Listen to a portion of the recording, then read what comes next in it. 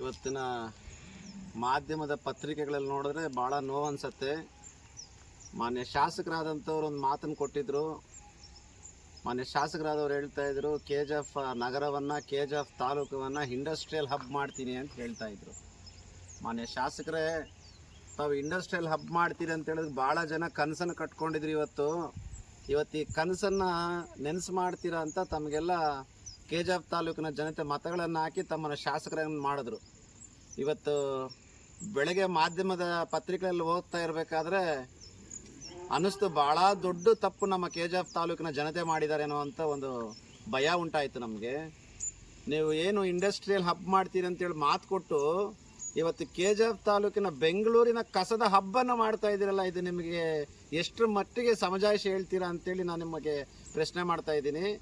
ಇವತ್ತು industrial hub ಮಾಡ್ತೀರಿ ಅಂತೇಳಿ ಜನರನ್ನ ದಿಕ್ ತಪ್ಪಿಸಿ ಇವತ್ತು ಕಸದ ಬುಟ್ಟಿಯಾಗಿ KGF ತಾಲೂಕನ್ನು ಯೂಸ್ ಮಾಡ್ಕೊಳ್ತಾ ಇದ್ದೀರಲ್ಲ, ಇದನ್ನು ಯಾರು ಹೇಳೋರು ಕೇಳೋರು ಇಲ್ಲ ಅಂತ ತಾವು ಈ ಮಟ್ಟಕ್ಕೆ ಬಂದಿರೋದು ಅಂತ ನಾನು ನಿಮ್ಮನ್ನು ಪ್ರಶ್ನೆ ಕೇಳ್ತಾ ಇದ್ದೀನಿ.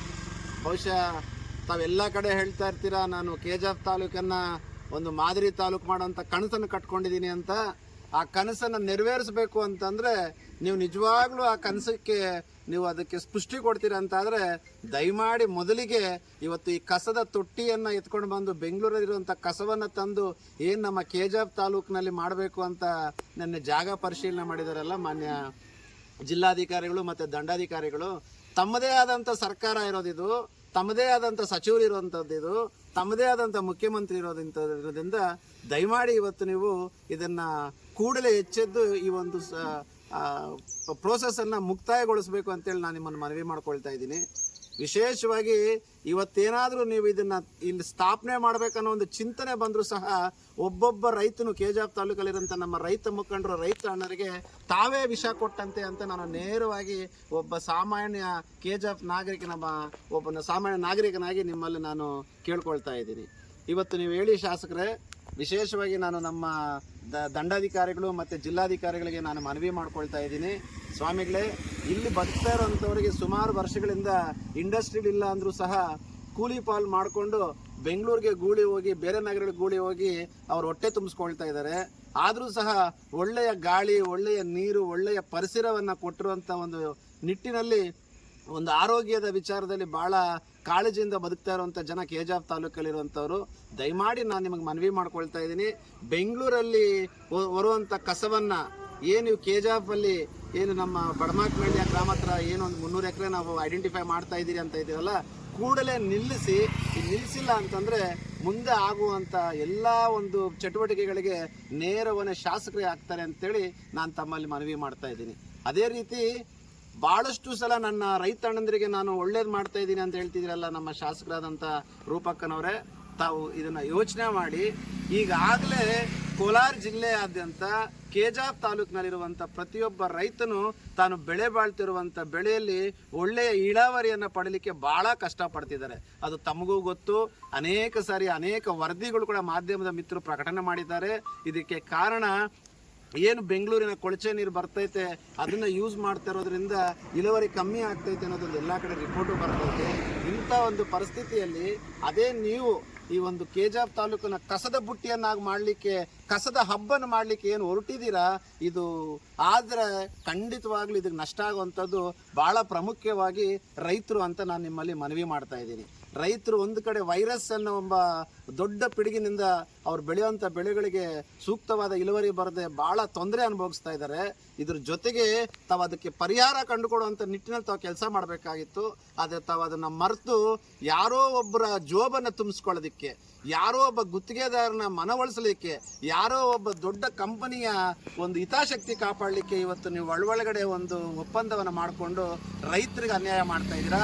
KGF ತಾಲೂಕಿನ ಯುವಕರಿಗೆ ಅನ್ಯಾಯ ಮಾಡ್ತಾ ಇದ್ದೀರಾ. KGF ತಾಲೂಕಿನಲ್ಲಿ ಇವತ್ತು ಹುಟ್ಟದಂಥ ಕೂಸಿಗೂ ಸಹ ತಾವು ಅನ್ಯಾಯ ಮಾಡ್ತೀರಾ ಅಂತೇಳಿ ನಾನು ಒಕ್ಕೊರಳಿಂದ ಇದನ್ನು ಖಂಡಿಸ್ತಾ ಇದ್ದೀನಿ.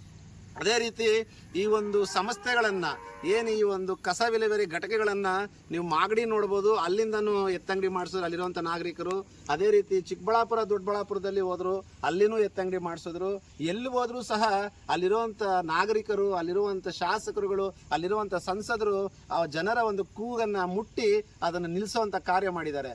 ಆದರೆ ಈ KGF ತಾಲೂಕಿನ ಜನರು ಭಾಳ ಒಳ್ಳೆಯವರು, ಯಾರಿದ್ದನೋ ತಿರುಗಿ ಬಿದ್ದೋಳ ಅಂತೇಳಿ ತಮ್ಮ ಒಂದು ಮನಸ್ಥಿತಿಯಿಂದ ಇವತ್ತು ದೊಡ್ಡ ದೊಡ್ಡ ಕಾರ್ಖಾನೆಗಳು ತರ್ತೀನಿ, ಯುವಕರಿಗೆ ಉದ್ಯೋಗ ಅವಕಾಶ ಕೊಡ್ತೀನಿ ಅಂತ ಹೇಳೋ ಒಂದು ನಿಟ್ಟಿನಲ್ಲಿ ತಾವು ದಿಕ್ಕು ತಪ್ಪಿಸಿ ಇವತ್ತು ಈ ಕಾರ್ಖಾನೆ ಅಥವಾ ಈ ಒಂದು ಶೇಖರಣೆ ಘಟಕ, ಕಸ ಶೇಖರಣೆ ಘಟಕವನ್ನು ತಂದಿದ್ದೀರಲ್ಲ, ಇದು ಕೆಜೆಎಫ್ ಜನತೆಗೆ, ಕೆಜೆಎಫ್ ಯುವಕರಿಗೆ ಮಾಡಿರುವಂಥ ಅನ್ಯಾಯ ಅಂತ ಹೇಳ್ತೀನಿ. ವಿಶೇಷವಾಗಿ ಇದೊಂದು ಬಂತಂದರೆ ಅನೇಕ ರೈತರು ಆತ್ಮಹತ್ಯೆ ಮಾಡ್ಕೊಳ್ಳೋಂಥ ಒಂದು ಸನ್ನಿವೇಶ ನಿರ್ಮಾಣ ಆದ್ರೂ ತಪ್ಪಾಗಲಾರದು. ಆದ್ದರಿಂದ ಕೂಡಲೇ ತಾವು ಈ ಒಂದು ನಿನ್ನೆ ಏನು ನಮ್ಮ ಜಿಲ್ಲಾಧಿಕಾರಿಗಳು, ದಂಡಾಧಿಕಾರಿಗಳು ಬಂದು ಸ್ಥಳ ಪರಿಶೀಲನೆ ಮಾಡಿ 300 ಎಕರೆ ಗುರುಸ್ತೀನಿ ಅಂದಿದ್ರಲ್ಲ, ಆ 300 ಎಕರೆ ಜಮೀನನ್ನು ತಾವು ಈಗಲೇ ಅದನ್ನು ಮುಟ್ಟುಗೋಲು ಹಾಕ್ಕೊಂಡು ಇಲ್ಲಿ ಯಾವುದೇ ರೀತಿಯಾದಂಥ ಒಂದು ಕಸ ವಿಲೇವಾರಿಯ ಒಂದು ಹಬ್ಬನ ಬರಲಿಕ್ಕೆ ತಾವು ಬಿಡಬಾರ್ದು ಅಂತೇಳಿ ತಮ್ಮಲ್ಲಿ ಮನವಿ ಮಾಡ್ಕೊಳ್ತಾ ಇದ್ದೀನಿ. ಒಂದೊಮ್ಮೆ ಇದನ್ನೆಲ್ಲ ಬಿಟ್ಟು ತಾವು ಮುಂದಾದರೆ ಮುಂದಕ್ಕೆ ಭಾಳ ಒಂದು ದೊಡ್ಡ ಮಟ್ಟದಲ್ಲಿ ನಾವು ಹೋರಾಟ ಮಾಡ್ತೀರಿ. ಭಾಳ ಒಂದು ದೊಡ್ಡ ಮಟ್ಟದಲ್ಲಿ ಕೆಜೆಎಫ್ ತಾಲೂಕಿನ ಜನ ಎಲ್ಲ ಸೇರಿ ಒಂದು ನಿಮ್ಮ ವಿರುದ್ಧ ಒಂದು ಒಳ್ಳೆಯ ಹೋರಾಟ ಮಾಡಲಿಕ್ಕೆ ಆಗತ್ತೆ ಅಂತ ಹೇಳ್ತಾ ಇದ್ದೀನಿ. ಬೆಳಗಿನಿಂದ ಸುಮಾರು ಸಂಘ ಪರಿವರ್ತನೆಗಳು, ಸುಮಾರು ಸಂಘ ಸಂಸ್ಥೆಗಳು, ಎಲ್ಲರೂ ಬುದ್ಧಿಜೀವಿಗಳೆಲ್ಲ ನಮ್ಮ ಜೊತೆ ಸಂಪರ್ಕಕ್ಕೆ ಬಂದಿದ್ದಾರೆ. ಕೂಡಲೇ ತಾವು ಇದನ್ನು ನಿಲ್ಲಿಸಬೇಕು. ರೈತರಿಗೆ ಆಗುವಂಥ ಒಂದು ಅನ್ಯಾಯವನ್ನು ತಾವು ಸರಿಪಡಿಸಬೇಕು. ನಿಮ್ಮನ್ನು ಮೇಲೆ ವಿಶ್ವಾಸ ಇಟ್ಟು ಇಷ್ಟು ಒಂದು ಮತಗಳನ್ನು ಹಾಕಿ ತಮ್ಮನ್ನು ಗೆಲ್ಲಿಸಿರುವಂಥ ಒಬ್ಬೊಬ್ಬ ಮತದಾರರಿಗೂ ತಾವು ಅನ್ಯಾಯ ಮಾಡಬಾರ್ದು ಅಂತೇಳಿ ನಿಮ್ಮನ್ನು ಕೇಳ್ಬೋದು. ಜೊತೆಗೆ ನಾನು ಸುಮಾರು ಪತ್ರಿಕೆಗಳಲ್ಲಿ ಹೋಗ್ತಾ ಇದ್ದೆವು. ಹಿಂದಿನ ಇದೇ ಪ್ರಜಾವಾಣಿಯ ಒಂದು ಪತ್ರಿಕೆಯಲ್ಲಿ ಹಿಂದಿನ ತಿಂಗಳಲ್ಲಿ ಒಂದು ಪತ್ರಿಕೆಯಲ್ಲಿ ನೋಡ್ತಾ ಇದ್ದೆ. ಸರಿಸುಮಾರು ಈ ಒಂದು 5 ವರ್ಷಕ್ಕೆ ಏನು ನಮ್ಮ ಕಾಂಗ್ರೆಸ್ ಸರ್ಕಾರ, ನಮ್ಮ ರಾಜ್ಯದಲ್ಲಿರುವಂಥ ಸರ್ಕಾರ ಇರಲಿಕ್ಕೆ ಏನೊಂದು ಆದೇಶ ಹೊರಡ್ತಾ ಇದೆ, ಸುಮಾರು 60,000 ಕೋಟಿ ಹಣವನ್ನು ಕೇವಲ ಈ ಕಸ ವಿಲೇವಾರಿ, ಬೆಂಗಳೂರಿನ ಕಸ ವಿಲೇವಾರಿಗೆ ಅಂಥೇಳಿ ಅವರೊಂದು ಯೋಜನೆಯನ್ನು ರೂಪಣೆ ಮಾಡಿದ್ದಾರೆ. ನಾನು ಮಾಧ್ಯಮದಲ್ಲಿ ಓದಂಥದ್ದು ಇದು. ಆದರೆ ಇವತ್ತು 60,000 ಕೋಟಿಯ ಒಂದು ಹಣವನ್ನು ಕಸ ವಿಲೇವಾರಿಗೆ ಅಂಥೇಳಿ ಇಟ್ಟಾಗ ಅದು ಅನೇಕ ಕಡೆ ಬೇರೆ ಬೇರೆ ರೀತಿಯಲ್ಲೆಲ್ಲ ಅದನ್ನು ಉಪಯೋಗಿಸ್ಕೊಂಡು ಬೇರೆ ತಾಲೂಕಿಗೆ ಹೋಗ್ಬೋದು. ಆದರೆ ಇವತ್ತು ಯಾರ್ದೋ ಒಬ್ಬ ಬಂಡವಾಳಶಾಹಿ ಅಥವಾ ಒಬ್ಬ ಕಾರ್ಖಾನೆಯವರ ಒಂದು ಜೋಬನ್ನು ತುಂಬಿಸೋಕ್ಕೋಸ್ಕರ ಇವತ್ತು ನಮ್ಮ ಕೆಜೆಎಫ್ ತಾಲೂಕಿನಲ್ಲಿ ಈ 300 ಎಕರೆ ಜಮೀನನ್ನು ಐಡೆಂಟಿಫೈ ಮಾಡಿ ಇಲ್ಲಿ ಉಚ್ಛೇದನೆ ಮಾಡ್ತಾ ಇರೋದು ಅನ್ನೋದನ್ನು ಒಂದು ಮೇಲ್ನೋಟಕ್ಕೆ ಗೊತ್ತಾಗ್ತೈತೆ.